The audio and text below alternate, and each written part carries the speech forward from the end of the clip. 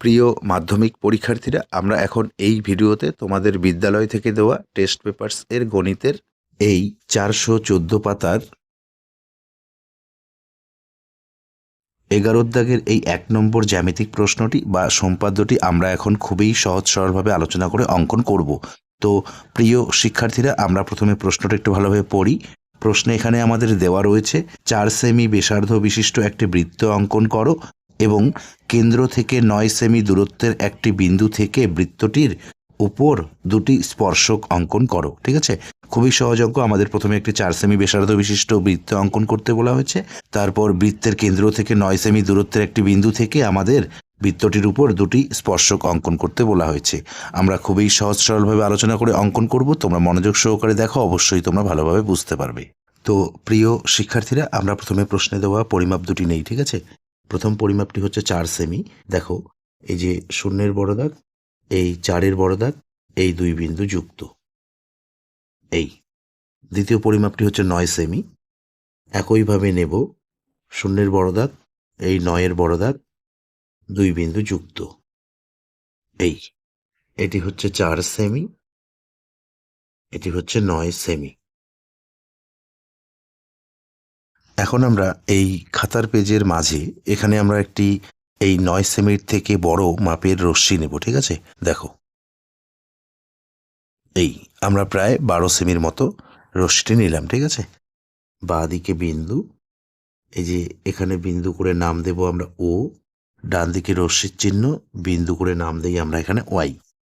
এখন আমরা pencil compass দ্বারা এই 4 সেমির পরিমাপটি নেব। ঠিক আছে, দেখো, এই যে এভাবে নিতে হবে। নিয়ে এই ও বিন্দুতে বসাবো, বসিয়ে এখানে আমরা 4 সেমি ব্যাসার্ধ বিশিষ্ট প্রথমে একটি বৃত্ত অঙ্কন করব। ঠিক আছে, দেখো,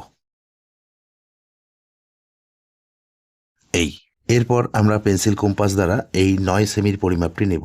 দেখো, এই যে এভাবে নেব। ঠিক আছে, নিয়ে এই ও বিন্দুতে বসাবো, বসিয়ে এই ওয়াই রশ্মির দিকে বৃত্তচাপ কেটে নেব। এই এখানে বিন্দু উৎপন্ন হলো, এই বিন্দুর নাম দিই আমরা এ।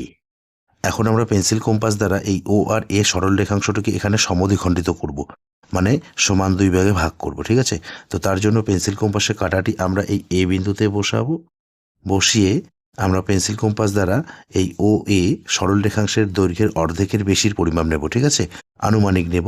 এই যে এভাবে ধরি, এখানে অর্ধেক, তার থেকে একটু বেশি নিয়ে কাঁটাটি আমরা এই এ বিন্দুতে বসিয়ে রেখেছি। আমরা উপরে একটি বৃত্তচাপ কাটবো এবং নিচে একটি বৃত্তচাপ কাটবো। এই পরিমাপটি আমরা এই ও বিন্দুতে বসাবো, বসিয়ে উপরের বৃত্তচাপের উপরে আরেকটি বৃত্তচাপ এবং নিচের বৃত্তচাপের উপরে আরেকটি বৃত্তচাপ। এই যে এখানে বিন্দু উৎপন্ন হলো এবং এখানে বিন্দু উৎপন্ন হলো। এই দুই বিন্দু এখন আমরা স্কেল দ্বারা যুক্ত করে দেব। যুক্ত করে আমরা এই ও এ সরল রেখাংশের সমদ্বিখণ্ডকটি অঙ্কন করব। ঠিক আছে, দেখো, এই এই সমদ্বিখণ্ডকটি ও এ সরল রেখাংশকে এই যে এখানে ছেদ করেছে। ঠিক আছে, এখানে আমরা নাম দেই এক্স। এখন আমরা পেন্সিল কম্পাস দ্বারা এই ও আর এক্স দৈর্ঘ্যের পরিমাপ নেব। ঠিক আছে, এই যে এভাবে নিয়ে কাঁটাটি আমরা এই এক্স বিন্দুতে বসিয়ে রাখবো। রেখে আমরা এখানে এক্স বিন্দুকে কেন্দ্র করে আর একটি বৃত্ত অঙ্কন করব। ঠিক আছে, দেখো,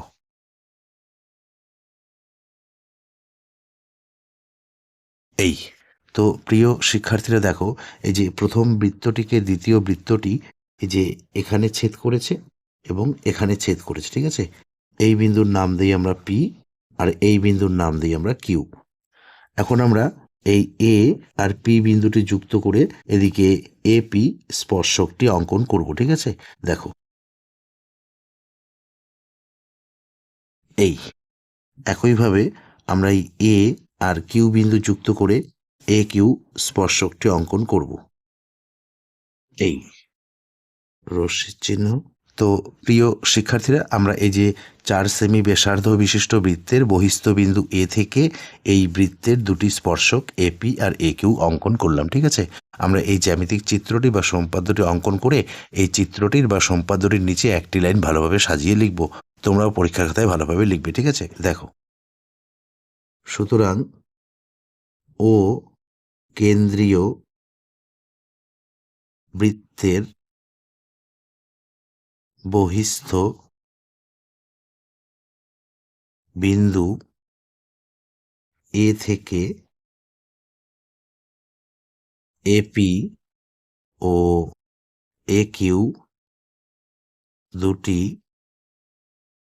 স্পর্শক অঙ্কন করা হলো।